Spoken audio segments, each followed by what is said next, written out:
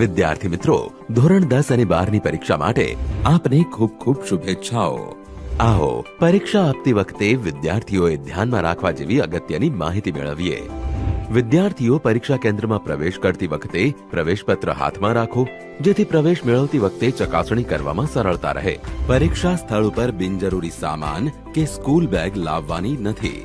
ભૂલથી લાવ્યા હોવ તો નિર્ધારિત કરેલ જગ્યાએ મૂકવી। પરીક્ષા સ્થળ પર દર્શાવેલ બેઠક વ્યવસ્થા જાણી લેવી। પરીક્ષા સ્થળ ઉપર મોબાઈલ કે કોઈ ઇલેક્ટ્રોનિક ગેજેટ લઈ જવું પ્રતિબંધિત છે। તેમ છતાં આપની પાસે ભૂલથી મોબાઈલ કે ઇલેક્ટ્રોનિક ગેજેટ રહી ગયેલ હોય તો કેન્દ્ર પરના સ્ટાફ પાસે પરીક્ષા ખંડમાં પ્રવેશતા પહેલા જમા કરાવો। પ્રિન્ટેડ કે હસ્તલિખિત પરીક્ષાલક્ષી માર્ગદર્શક વાંચન સાહિત્ય ભૂલથી લાવ્યા હોય તો પશ્ચાતાપ પેટીમાં મૂકવું। પરીક્ષા નંબર મુજબ બ્લોકની ચકાસણી કરી પરીક્ષા ખંડમાં પ્રવેશ કરો। પરીક્ષા ખંડમાં આપવામાં આવતી સૂચના કાળજીપૂર્વક સાંભળો।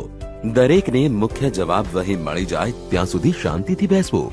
ત્યારબાદ સૂચના મુજબ મુખ્ય જવાબ વહીમાં વિગત ભરવી, જેમ કે પ્રવેશ પત્રમાં જે કેન્દ્ર નંબર આપેલો હોય એ કેન્દ્ર નંબર લખવો અને પ્રવેશ પત્રમાં જે બેઠક નંબર છે એ બેઠક નંબર મુખ્ય જવાબ વહી અને પુરવણીમાં લખવો તથા બેઠક નંબર શબ્દોમાં પણ લખવો।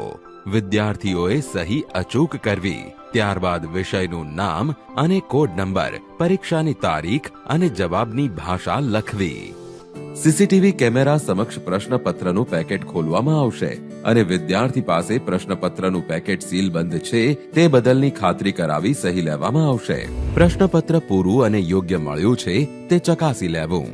દરેક વિદ્યાર્થીઓએ બારકોડ સ્ટીકર પર લખેલ બેઠક નંબર તથા પ્રવેશપત્ર પર લખેલો બેઠક નંબર એક જ છે તેની ખાસ ચકાસણી કરી લેવી।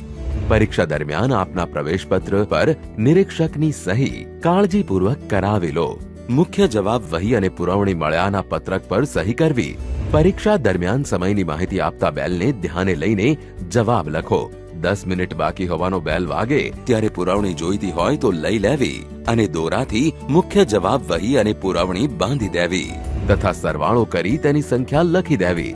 ત્યારબાદ કોરા પેજ પર લાઈન કરી દેવી અને છેલ્લે સૂચના મુજબ મુખ્ય જવાબ વહી અને પુરવણી પર સ્ટીકર લગાવવું। પરીક્ષા પૂર્ણ થયાનો બેલ વાગે એટલે બધા વિદ્યાર્થીઓએ લખવાનું બંધ કરવું અને ખંડ નિરીક્ષક બધાની જવાબ વહી લઈ લે ત્યાં સુધી શાંતિથી પોતાની જગ્યાએ બેસવું। પરીક્ષાની સૂચનાઓનો અમલ કરી આત્મવિશ્વાસથી પરીક્ષા આપીએ। આભાર।